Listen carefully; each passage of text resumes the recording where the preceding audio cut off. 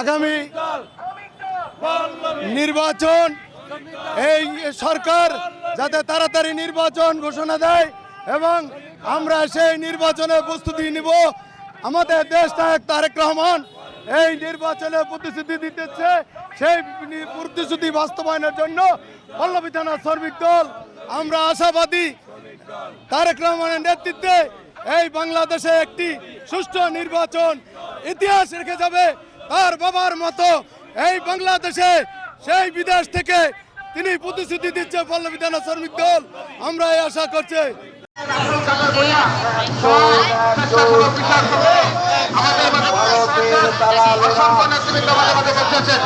আমি মেহরবানি করে সকল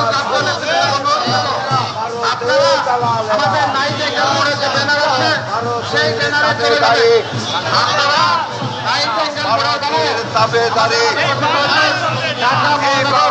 উত্তরের বিপ্লবী আহ্বান জননন্দিত জননেতা আমিনুল হক আমাদের মাঝে প্রত্যেককে আন্তরিকভাবে ধন্যবাদ।